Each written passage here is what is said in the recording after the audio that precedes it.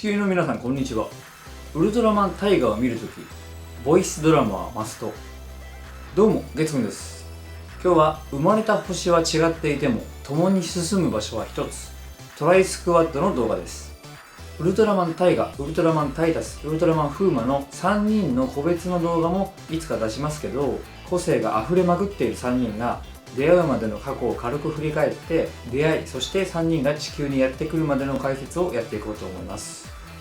あとトライスクワッドといえば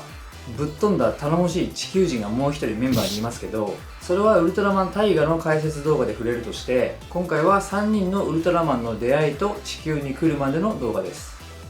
出身も年齢も生い立ちも性格もバラバラな3人がどのようにして出会ってどのようにして絆を深め合ったのか、その大まかな流れを解説していきますので、ぜひ最後まで見てください。チャンネル登録をしてくれたらタイタスと同じ筋トレメニューをこなします。はい、まずトライスクワッドとはというのを軽く説明しますと、年齢も出身も生い立ちも性格も全くバラバラな3人が出会ってぶつかり合いながらもお互いの理解を深め合って絆を深め合ったウルトラマンのチームがトライスクワッドです。後にもう一人地球人が増えますけど、今日の動画ではとりあえず3人と言わせてください。ちなみにリーダーは全員の自己主張が強すぎて決まっていません。自分よりも100倍以上年を取っている異星人のチームにこういう感想を抱くのはどうかと思うんですけど、わちゃわちゃ感が非常に可愛い3人組です。おじさんになってしまったからかもしれないですけど、部活感がどこかにあってかなり青春していて、生まれてから何千年も経っているのに青春できるウルトラマンが羨ましいです。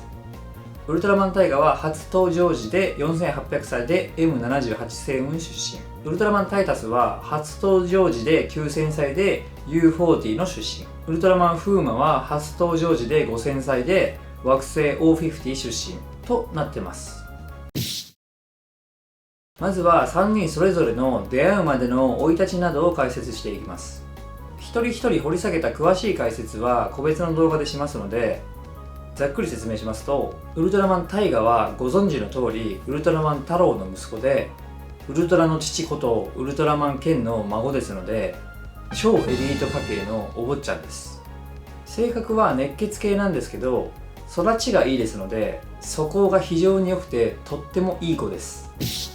太郎に似ていてノリが良くて明るい感じの性格なんですけど、基本真面目ですので、いろんな星に一人で行って修行したり努力は怠りません。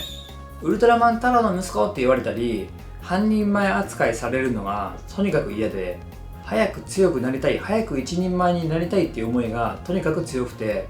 強いものに憧れていたので、最初は人間のことも人間みたいな感じで少しバカにしていた部分もありました。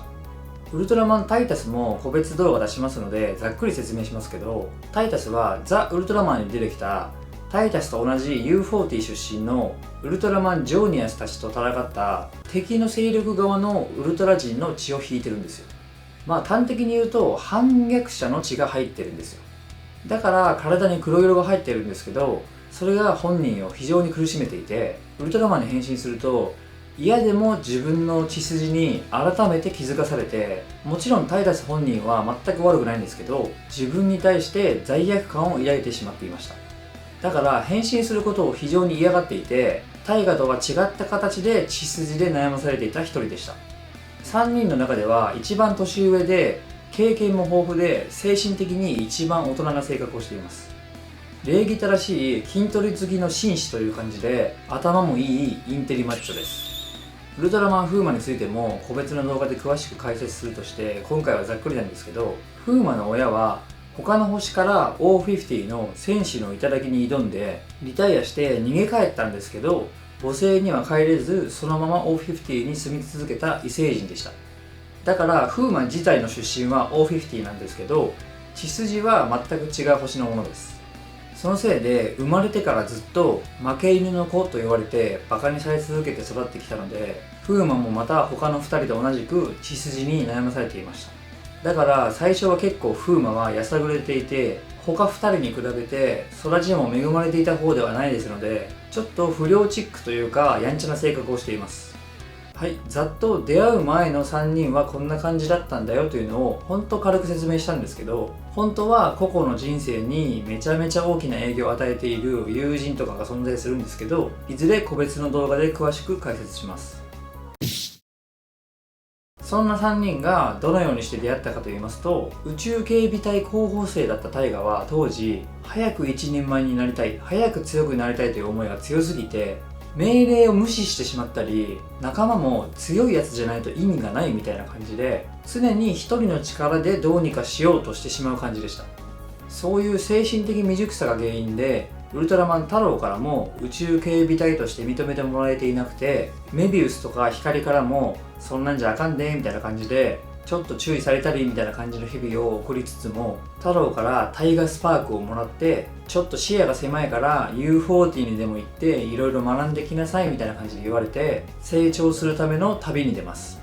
そしてそこでタイタスと出会います。この時のタイタスはタイタスで、タイガより経験は豊富で戦闘力も申し分ないんですけど、頭がいいのでちょっと理屈っぽくなって考えすぎてしまうという癖がありました。ジョニアスがタイタスに、タイガがタイタスの可能性を切り開く鍵になるみたいなことを言うんですけど、タイタスは最初いまいちピンときてない感じで、みたいな感じでした。そしてそんな時にタイミングがいいのか悪いのか、宇宙強魔人 Z が率いる Z 軍団が U40 を攻めてきます。なんで U40 チョイスだったのかちょっとわかんないですけど、そしてもちろんジョニアスの助けもありながら、タイガとタイタスは協力して強魔人 Z を U40 に封印することに成功します。これがきっかけでタイタスはタイガと一緒に旅をする仲間になります。で、その後ジョニアスに惑星 O50 にでも行ってみたらみたいな感じで提案されて、2人は O50 に向かいます。太郎もジョニアスもわざわざ別の宇宙の惑星を提案するあたり、なかなか鬼畜な提案ですよね。O50 に着いた2人が惑星侵略連合と戦うフーマを助けるんですけど、フーマはその時まだ心を閉ざしてますから、余計なことすんなみたいな感じでどっか行っちゃうんですよね。その後また惑星侵略連合に数の暴力でボコボコにされているフーマを助けるんですけど、フーマも旅に出る前のタイガと同じで、何でも一人で何とかしようとしてしまう癖がありましたので、タイガとここでぶつかって大喧嘩します。この時たまたま O50 に帰ってきていたウルトラマンオーブもいるんですけど、喧嘩する2人を見てジャグラーと自分との関係と重ね合わせつつ優しく見守ってくれていて、頼もしい先輩感が半端ないです。そこに惑星侵略連合 with 怪獣軍団が襲ってくるんですけど、フーマとタイガは喧嘩でエネルギーを使い果たしてしまっているんですよ。何してんねんって感じですけど、ここでタイタスが2人にエネルギーを分け与えて3人で協力して惑星侵略連合 with 怪獣軍団を撃退することに成功します。で、オーブの後押しもあってタイガとタイタスの旅にフーマも同行することになって、ついにトライスクワットが結成されたという流れになっています。結成後もタイガの1話に至るまでに3人でいろんなところを旅してあちこち冒険していたみたいで、ニュージェネのみんなとも面識があるみたいでした。ニュージェネのみんなはフットワーク軽すぎますからね。そしてウルトラマントリガーに敗北して M78 ワールドからウルトラマンタイガの舞台となる宇宙に飛ばされて、ウルトラマンタイガの物語が始まります。はい、ここまで見ていただいて本当にありがとうございます。ウルトラマンタイガの1話に至るまでに入れておいた方がいい情報というのが非常に多いですから、その助けに少しでも慣れていたら嬉しいです。一人一人にちゃんとバックボーンがあって個性がちゃんとあるのがトライスクワットのいいところですよね。もっと一人一人をちゃんと掘り下げたかったですけど、それは個別の動画でやろうと思います。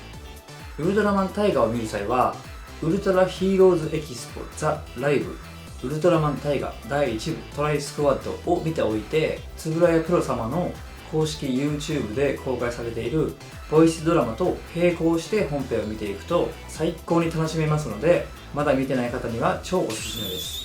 こんな感じの本編の内容を補足する動画ですとか、解説動画、ランキング動画ですとか、ウルトラマン系の動画をどんどん公開していきますので、もしよろしければチャンネル登録、高評価よろしくお願いします。それでは次の動画で。さよなら。